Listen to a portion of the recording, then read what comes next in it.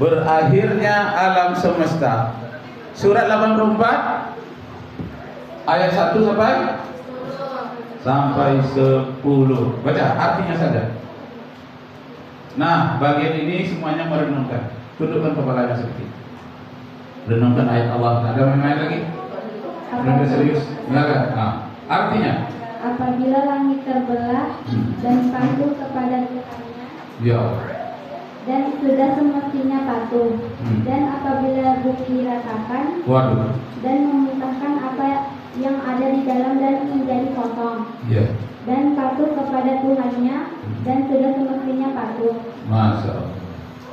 Wahai manusia, sesungguhnya kamu telah bekerja keras menuju Tuhanmu, Ya. maka kamu akan menemuinya. Ya. Maka adapun orang yang catatannya diberi dari sebelah kanannya, maka dia akan diperiksa dengan pemeriksaan yang mudah, Ya.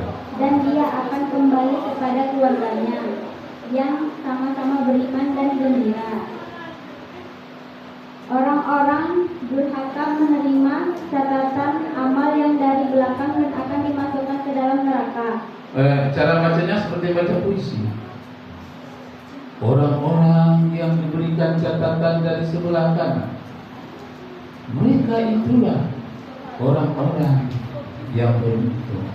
Coba iramanya ya. Coba. Terus saja. Sebisanya aja. Nah, coba bacanya agak lambat sedikit. Nah, silakan. Tidak apa-apa, tidak bisa apa-apa. Baca aja, bisa. Dan adapun orang yang catatannya diberikan dari sebelah belakang. Nah. Lanjut. Ayo bro. Sampai ke 11 biar lengkap. Gimana? Maka dia akan berteriak, celakalah aku. Nah, cukup ya. Coba duduk yang lurus semuanya, belakang. Duduk yang bagus. Duduk yang bagus. Nah, nanti diulang baca terjemahannya dan sampai ayat 20 ya. Kamu nanti baca ya. Nah, sebelum kita baca terjemahan itu, kita merenung sejenak sambil menyanyikan lagu tekad remaja Muslim. Siap? 1, 2, 3. Mari remaja Muslim, mari kita perjuangkan Islam. Biar lebur demi Allah semata.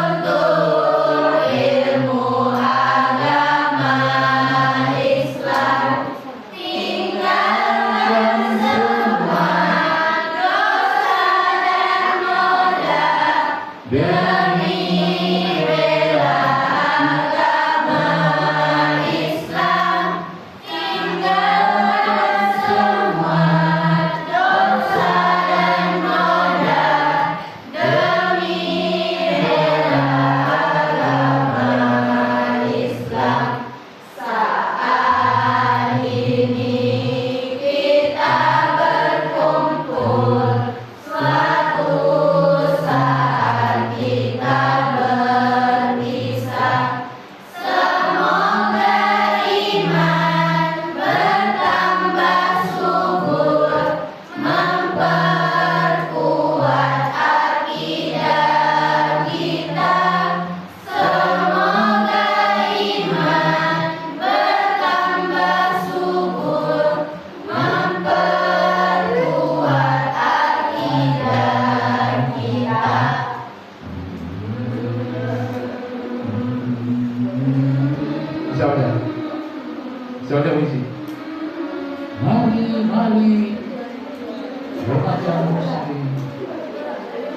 Mari kita berjuangkan Islam. Coba.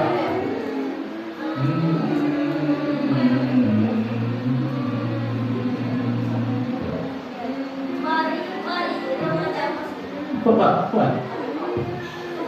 Apa salah? Coba. Coba gini kan, hidup tak? Ada. Mari remaja muslim. Mari kita perjuangkan Islam. Biar hancur, biar lebur, demi Allah semata. Mari kita bersama-sama tuntut ilmu agama Islam. Tinggalkan semua dosa dan noda demi bela agama Islam. Saat ini kita berkumpul, suatu saat kita berpisah. Semoga iman bertambah subur, memperkuat akidah kita.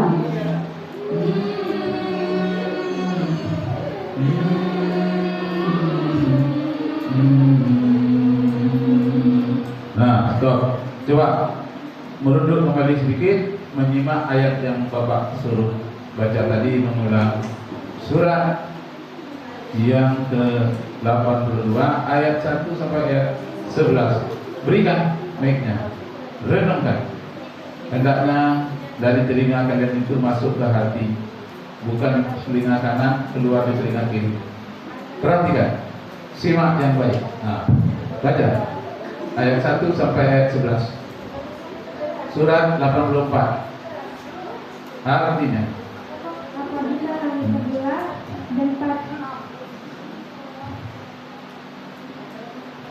Apabila langit terbelah dan patuh kepada Tuhannya dan sudah semestinya patuh, dan apabila bumi diratakan dan memuntahkan apa yang ada di dalamnya dan menjadi kosong, dan patuh kepada Tuhannya dan sudah semestinya patuh. Wahai manusia, sesungguhnya kamu telah bekerja keras menuju Tuhanmu, maka kamu akan menemuinya. Maka adapun orang yang catatannya diberikan dari sebelah kanannya, maka dia akan diperiksa dengan pemeriksaan yang mudah, dan dia akan kembali kepada keluarganya yang sama-sama beriman dengan gembira. Dan adapun orang yang catatannya diberikan dari sebelah belakang, maka dia akan berteriak, celakalah aku. nah, celakalah aku ya Allah, kenapa catatan amal ini aku terima dari sebelah kiri. Dengarkan cerita Ustaz. Ada kejadian, lurus ya, ada kejadian pemuda-pemudi berpacaran. Pemuda-pemudi yang berpacaran, tetapi dia tidak seagama. Ada yang pacaran tidak seagama. Kalian menasihati nanti. Akhirnya dia menikah. Kata yang laki-laki ini, namanya Amir, coba tanyakan kepada orang tuamu, bolehkah kamu ikut agama saya, agama Islam? Disampaikanlah oleh si Tania kepada ibu ayahnya yang agama Katolik. Namun ayah dan ibunya tidak bisa. Yang si Amir begitu bilang, aku demi cinta kepada Tania, bolehkah aku masuk Katolik? Mah, ngamuk pula ayah dan ibunya. Tidak bisa, karena kedua-duanya sudah jatuh cinta sangat tingkat tinggi. Cintanya betul-betul sudah mengikat.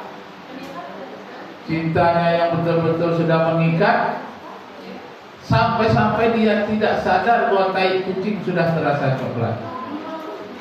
Tai kucing karena saking cintanya disangkanya coklat. Begitulah tingkat kegilaannya. Dan akhirnya mereka memutuskan untuk menikah. Pergi ke kantor tua, ditanya oleh kantor tua, agamamu apa? Islam, kata si ayah. Agamamu apa? Katolik. Kalau berbeda agama, kantor tua tak bisa menikahkan. Kalau begitu bagaimana dia cari caranya? Rupanya kalau orang berbeda agama bisa juga dia melanjutkan hidupnya bersama, tapi tidak dinikahkan, hanya dicatatkan saja. Namanya catatan sipil. Benar kan? Catatan sipil itu di kantor bupati di sebelahnya. Kalau di Kota Pekanbaru di kantor wali kota sebelahnya. Menikah dia, diberi catatan oleh orang catatan sipil. Telah datang kepada kami sepasang muda-mudi yang bersedia untuk menjadi suami istri, dan kami berikan surat keterangan setelah kami interogasi. Kedua-duanya rela meninggalkan orang tuanya demi dia menjadi suami istri. Nah, nikah dia.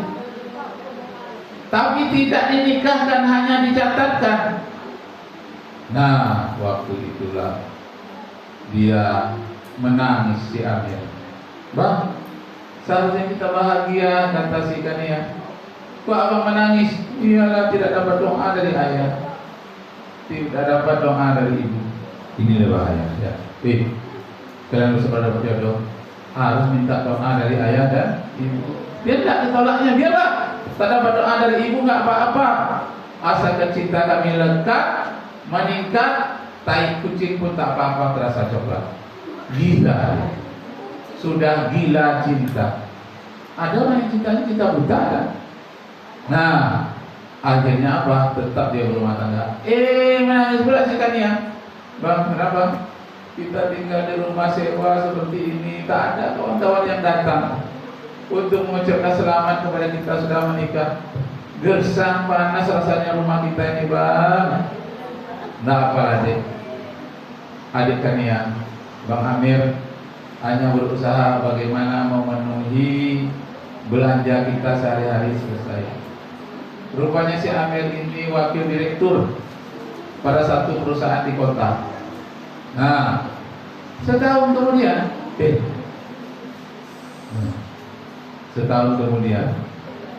dapatlah anak yang pertama, diberi nama Karmila.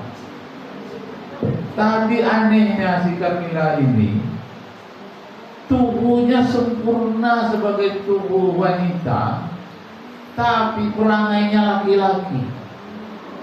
Apa namanya itu? Tomboy.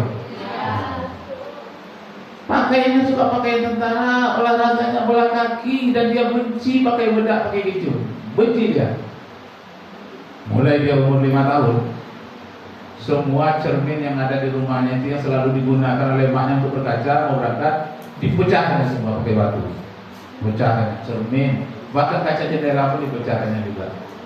Pulang maknya, aduh bagaimana mak mau berbedak pasang keju, cerminnya pecah semua.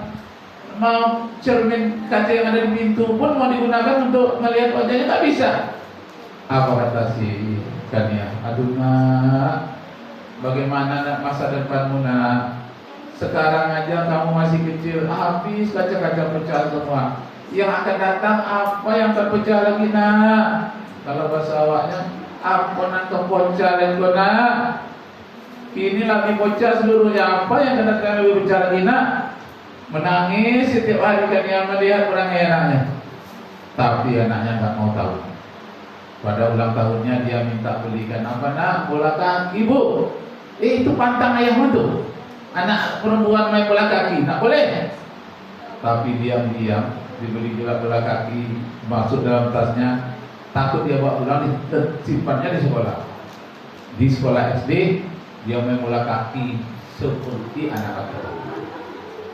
Menangis ibunya. Nah, contoh ini perangainya seperti laki-laki. Nah, tak pernah ada keluarga kita yang perempuan berperangai laki-laki, gak ada nak.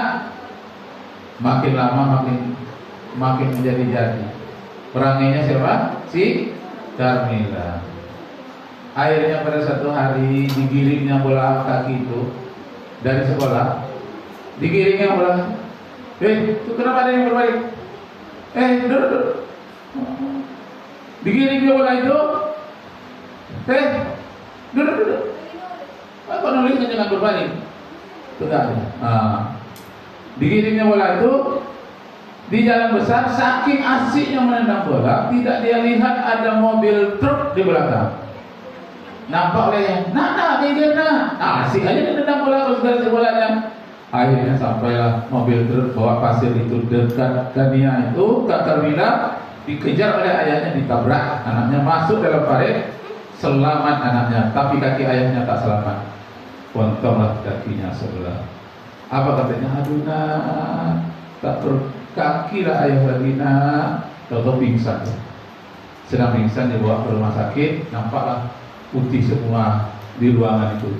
Nampak kipas angin, nampaklah AC. Di mana aku sekarang? Kata si Amir. Bang, kata suaminya, kata istrinya, abang sekarang di rumah sakit. Kenapa? Untung abang bisa menyelamatkan anak kita si Carmila itu. Kalau tidak mati dia. Mana si Carmila datang diciumnya anaknya. Nah, janganlah buat perangai lagi nak. Dah cukup mak mau menderita, cuma cermin kau pecahkan. Sekarang lihat, kaki bapak udah bontok, tak bisa dikembalikan lagi, tergilas oleh mobil pasir. Menangislah Carmila, ayah, kenapa nasib kita jadi begini ya? Ayah pun tidak tahu, padahal usaha ayah dah baik-baik, usaha mamamu, si Kania juga baik-baik. Nah, karena dia sudah potong kakinya, lalu diberhentikan dia dari wakil direktur, diberi pesangon untuk setahun hidup, bisa menyewa. 1 tahun hidup dari uang tolak dari perusahaan. Tahun kedua dia sudah mulai kekurangan, hanya istrinya saja bekerja dia selama 1 tahun. Ketika dia tahu-tahu terjadi PHK, pemberhentian tenaga kerja, karena dolar waktu itu naik, mobil banyak dijual, dan banyak negara-negara yang sudah bangkrut, termasuklah Indonesia waktu itu tahun 98. Nah, akhirnya semakin lama semakin susah. Si Kania, si Carmila dan si Amir semakin susah. Saat susah seperti itu, datanglah istrinya malam hari, dibelainya pundak suaminya. Bang, kaki abang sudah tak bagus lagi, tapi aku tetap cinta sama abang. Aku tetap mencintaimu bang, walaupun kakimu sudah gak ada lagi. Uang pesangon, uang tolak juga sudah habis. Iya, tapi kan kita gak bisa makan. Bagaimana caranya? Beginilah bang, walaupun aku sudah di PHK, aku ada satu jalan, pergi ke Malaysia menjadi TKW. Pergilah dia bangsa menjadi TKW. Sampai di sana sebulan pertama, sebulan kedua, sampai 5 bulan dikirimkan uang, semuanya lancar, bisa bayar sewa rumah. Tapi bulan ke-6 tak ada lagi yang dikirim. Yang terdengar adalah berita istrinya Kania nikah lagi di Malaysia dengan orang Bangladesh yang bekerja di Malaysia. Nikah dia diam-diam tanpa minta izin kepada suaminya. Apa yang mau dimakan lagi? Istri gak ngirim, tapi sudah potong, rumah menyewa. Anaknya tadi tumbuh SMP, mau masuk SMA, anaknya tadi menangis, dibijitnya kaki ayah. Aduh ayah, kakimu semakin kurus ayah, kakimu sebelah lagi sudah gak ada lagi. Iya nak, kita mau makan apa lagi nak?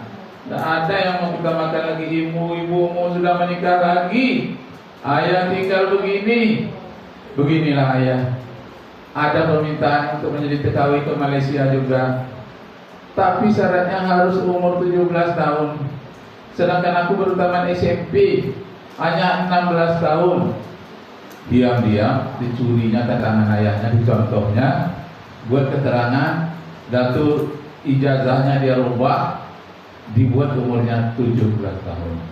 Padahal umurnya baru 16 tahun. Akhirnya diterima menjadi TKW ke Malaysia karena umurnya 17 tahun. Pergilah dia ke Malaysia. Sampai di Malaysia, dia bekerja menjadi asisten rumah tangga, pembantu rumah tangga. Rupanya pembantu rumah tangga tempat dia bekerja itu adalah di rumah istri ketiga seorang Pak Datuk di Malaysia. Bulan pertama dia kirim kepada ayah, ini gajiku bulan ini ya di rumah Pak Datuk. Bulan ketiga, keempat, kelima, bulan keenam tidak ada lagi. Cuma suratnya di bulan kelima itu, apa isi suratnya? Ayahanda, mungkin Ananda Kamila akan pindah tempat kerja di Malaysia juga. Tidak nyaman di tempat sekarang ini. Tempat sekarang ini aku bekerja di rumah Pak Datuk yang istri ketiganya. Ayah, walaupun istrinya sudah 3 ya, aku bekerja di situ. Tapi aku masih tetap digodanya ya oleh sang suami yang istrinya sudah 3. Aku masih digoda. Apabila ibunda tidak ada di rumah, aku selalu digodanya. Itu bulan kelima. Bulan keenam datanglah kepada ayahnya surat dari polisi Malaysia. Apa isi suratnya? Wahai Bapak Amir, harap datang ke Malaysia bulan depan karena anak Anda yang bernama Kamila akan dihukum gantung. Akan dihukum gantung. Nah, kenapa dia dihukum gantung? Harus datang ayahnya ke tempat penggantungan itu. Ibunya entah kemana. Nah, di saat itulah si Kania tadi dia mencari jalan spiritual, ingin mendekatkan dirinya kepada Tuhan karena begitu menurut perintah. Sebelum kamu dihukum gantung, bertaubatlah kamu dan bacalah ayat-ayat yang kamu bisa. Rupanya dia tidak bisa mengaji, tidak bisa sholat. Ibunya yang Kristen juga tidak pernah mengajarkan Injil. Ayahnya yang Islam tak pernah mengajarkan mengaji. Aduh, kemanalah aku mau minta tolong. Tak tahu, akhirnya stres dia. Tak tahu kemana perginya. Tak lama lagi seminggu menjelang hukum gantung, terdengar ayahnya akan datang. Kemudian 6 hari berikutnya terdengar ibunya akan datang dengan suami barunya. Nah, pas hari Senin dia akan dihukum gantung di Malaysia. Datanglah ayahnya yang bernama Amir ke situ. Datang juga ibunya yang bernama Kania. Dia lihatlah wajah anaknya yang untuk terakhirkan. Ya Allah, nggak kuat apa cerita tadi. Dilihatnya wajah anaknya untuk terakhirkan. Ya aduh nak, kenapa engkau jadi celaka begini nak, sampai dihukum gantung? Memandang pula lah dia ke suaminya yang lama. Nah, suami yang bernama si Amir. Bang Amir, engkau yang telah membunuh anak kita. Kenapa kau izinkan dia menjadi TKW ke Malaysia? Kaulah yang membunuhnya. Si Amir mengatakan, tidak, kaulah yang membunuhnya, si Kania. Tuduh menuduh, dia saling membunuh anaknya. Sedangkan anaknya tadi tidak tahu, dia tidak tahu mengucapkan Allahu Akbar, juga tidak tahu mengucapkan cara Kristen Haleluya, juga dia tidak tahu. Mana minggu? Habis saudara. Dia juga tidak tahu. Nah, akhirnya sampailah hari tingkat penggantungan. Dia digantung melihat. Di saat anaknya ikut digantung, dilihatlah satu persatu tentara polisi dengan tangannya terikat, dilepaskan, diikatkan tali ke lehernya. Mulai dia tergantung, pingsan ibunya, pingsan juga lah ayahnya. Aduh nah, inilah nasibnya. Aku menyesal nak, awal dari pernikahan ayah dan ibumu, di awal dari tidak ada doa dari ayah dan ibu. Masya Allah. Jadi kalau tidak ada restu dari ayah dan ibu, jangan coba-coba menikah. Malapetaka yang akan datang itu yang dirasakan oleh Amir dan Nia. Dan jadi korbannya adalah anaknya yang bernama Kamila. Karena itu hormatilah ayah ibumu dan jangan menjadi orang-orang yang musyrik, orang-orang yang tidak beragama, jangan menjadi seperti itu. Nah, karena itu kita renungkanlah ayat Al-Quran terakhir ini. Semuanya tundukkan kepala, baca surat 31 ayat 14 sampai ayat 20. Ya bunayya la tusyrik billah inna syirka la zulmun azim. Surat 31 ayat 14 sampai ayat 20. Baca artinya. Kamu lah baca artinya. Yang lain renungkan kepala sendiri. Arti. Ayat 14 sampai ayat 20. Dan kami perintahkan kepada manusia agar berbuat baik kepada orang tuanya. Ibunya telah mengandungnya dalam keadaan lemah yang bertambah-tambah dan menyapinya dalam usia 2 tahun. Bersyukurlah kepadaku dan kepada kedua orang tuamu, hanya kepada aku kembalimu. Nah, cukup sebentar, coba renungkan. Dan Anak-anak, kita renungkan sebentar. Jadi dalam ayat itu dikatakan, kamu berbaktilah kepada ayah ibu. Ini mau menikah, jangankan mau berbakti, malah meninggalkan ayah dan ibunya. Rela tidak dapat doa dari ayah dan ibu, asalkan dia memenuhi hasrat cintanya berbeda agama. Tidak pula dinikahkan, hanya dicatatkan. Maka menuai malapetaka mulai dari awal rumah tangga sampai sudah dapat anak-anaknya malah digantung. Lanjut artinya. Dan jika keduanya memaksamu untuk mempersekutukan aku dengan sesuai yang engkau tidak mempunyai ilmu tentang itu, maka janganlah engkau menaati keduanya. Dan bergaulilah keduanya di dunia dengan baik, dan ikutilah jalan orang yang kembali kepadaku. Kemudian hanya kepadaku tempat kembalimu, maka akan aku beritahukan kepadamu apa yang telah kami kerjakan. Kalian sayang dengan orang tua kalian? Sayang kepada ayah? Sayang kepada ibu kalian? Jangan menyakiti hati. Kalau kalian menikah nanti, haruslah izin orang tua. Jangan diantaranya melawan orang tua. Takkan beruntung, takkan mendapat kemenangan apa-apa. Lanjut, artinya. Luqman berkata, wahai anak-anakku, sungguh jika ada sesuatu perbuatan seberat biji sawi dan berada dalam satu atau di batu atau di langit atau di bumi, niscaya Allah akan memberikan balasan. Sesungguhnya Allah Maha Halus, Maha Teliti. Lanjut. Wahai anakku, laksanakanlah sholat dan suruhlah manusia berbuat makruf dan cegahlah mereka dari yang munkar dan bersabarlah terhadap apa yang menimpamu. Nah, itu nasihat Luqman. Hormati ayah ibumu, jangan sirik, berbuat baiklah di muka bumi. Katanya sayang kepada ayah dan ibunya, tapi di saat cintanya sudah membara, demi atas nama cinta yang hitam, dia tinggalkan ayah dan ibunya. Sambung Ustaz Sufyan sedikit. Waktu kita tinggal 5 menit.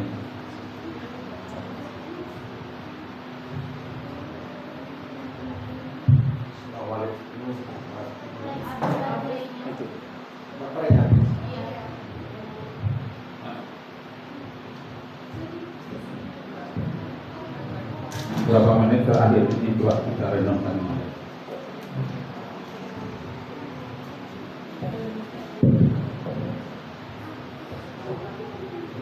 Assalamualaikum warahmatullahi wabarakatuh. Beberapa minggu yang lalu Bapak menceritakan cintanya ibu kepada anaknya terlihat dari ketulusannya mengorbankan diri.